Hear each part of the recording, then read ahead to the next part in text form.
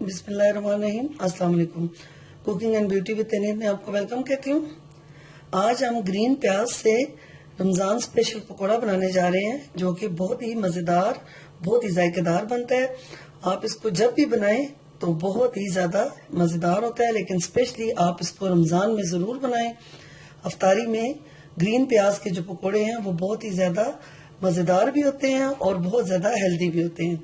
तो चलें, उसको बनाने के लिए जो चीज़ें हमें चाहिए वो मैं आपको बता देती हूँ। सबसे पहले ये देखिए, ग्रीन प्याज को हमने अच्छे तरीके से धो के काट के इसके ग्रीन हिस्से को अलग कर लिया। ये आप देखें, ये इसके साथ हमने इसके ये वाइट हिस्से को अलग काट लिया। थोड़ी सी हमने बंद गोभी भी छोटे छोटे पीसेस में काट लिए। थोड़े से हमने छोटे पीसेस में आलू काट लिए हैं। सब्ज मिर्च, एक टमाटर हम इसमें डालेंगे, एक छोटे साइज का प्याज डालेंगे, और ये देखें सब्ज धनिया और ये सब्ज फ्रेश पुदीना। इससे बहुत ज्यादा इसकी अच्छी खुशबू भी होती है और बहुत ज्यादा ये जायकेदार भी बनता है। ये हम इसमें ऐड करेंगे।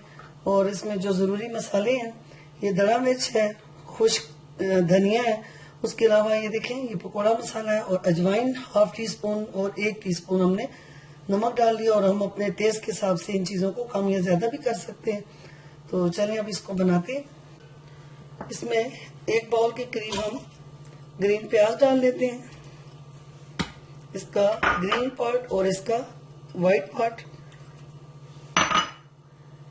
1 बाउल बंद गोभी, 1 बाउल हम इसमें छोटे कटे हुए बारीक कटे हुए आलू, प्याज, टमाटर और ये सब्ज मिर्च, सब्ज धनिया, सब्ज पुदीना और सब्ज मिर्च, ये सब भी हम ऐड कर देते हैं। उसके अलावा ये जो मसाले मैंने आपको बताया ये भी हम डाल देते हैं। अब इन चीजों को पहले हल्का सा मिक्स कर देते हैं। अब इसमें साथ हम 2 से 3 बड़े चम्मच बेसन डाल देते हैं और इसको हल्का सा मिक्स कर देते हैं पहले चम्मच से। साथ साथ हम थोड़ा थोड़ा पानी ऐड करेंगे, एक साथ हम इसमें पानी नहीं डालेंगे ताकि ज्यादा पतला ना हो जाए। थोड़ा मिक्स करें तो फिर हमें अंदाजा हो जाएगा कि हमने कितना बेसन और डालना है। इतने टाइम में आप ऑयल जो है वो चूल्हे पर रख दें ताकि वो गर्म होना स्टार्ट हो जाए। 2 चम्मच और डाल देते हैं, बस ये काफी होगा। ये सारी चीजें भी चूंकि हमने धोई हुई हैं तो इस वजह से हमें ज्यादा पानी की जरूरत नहीं पड़ेगी। आप हाथों से भी इसको मिक्स कर सकते हैं, चम्मच से भी कर सकते हैं, लेकिन अच्छी तरह मिक्स करना है। पहले चम्मच से कर लेते हैं, फिर हम जरूरत पड़ने पे इसको हाथों से मिक्स कर लेंगे। ये हमारा अच्छे से मिक्स हो चुका है। इस टाइम पे आप एक आध पकौड़ा तल के देख लें या चख के देख लें, आपको नमक मिर्च कोई चीज कम लगे तो इस वक्त डाल दें। और एंड में आप थोड़ा सा इसमें चाट मसाला डाल दें, इससे बहुत ज्यादा पकौड़ों में अच्छी खुशबू और अच्छा टेस्ट हो जाता है। अच्छा, आप पकौड़ों को कम से कम भी 2 से 3 घंटे या कम से कम 1 घंटा आप इसके जो मसाला है इसको बना के आप रख दें। इसको ढक के फ्रिज में रख दें, या बगैर फ्रिज के, गर्मी अगर है तो फ्रिज में रख दें, नहीं है तो फिर आप बगैर फ्रिज के भी रख सकती हैं। तो बहुत ज्यादा अच्छे पकौड़े जो हैं वो बनते हैं।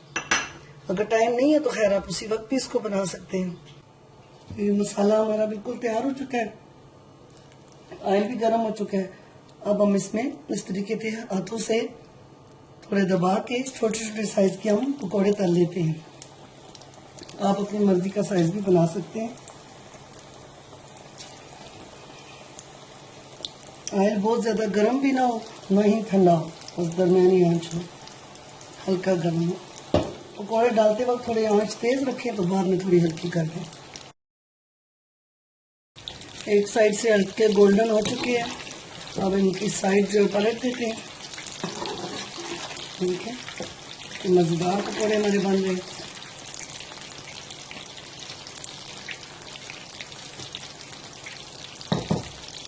हमारे मजेदार मसालेदार ग्रीन प्याज और बंद गोभी के पकौड़े बन के तैयार हो चुके हैं। बहुत ही ज्यादा जबरदस्त है, स्पेशली हमने ये इफ्तारी के लिए बनाए हैं। आप भी इसको मेरी रेसिपी से जरूर बनाएं। के साथ हमने इमली की चटनी भी बनाई हुई है। इसका लिंक भी आपने मेरे डिस्क्रिप्शन में देखना है और जरूर बनाना है। बहुत ही मजेदार खट्टी मीठी चटनी है। ये देखें बहुत ही ज्यादा नरम और बाहर से ये देखें खस्ता, बहुत ही मजे के पकौड़े बने हैं। उम्मीद है कि आपको मेरी ये वीडियो बहुत पसंद आई होगी। अगर आपको मेरी ये वीडियो पसंद आए तो मेरे channel cooking and beauty with Tainiyat को जरूर सब्सक्राइब करें और लाइक करें और अपने फ्रेंड्स के साथ इसको शेयर भी करें। अब मुझे इजाजत दें। अल्लाह हाफिज।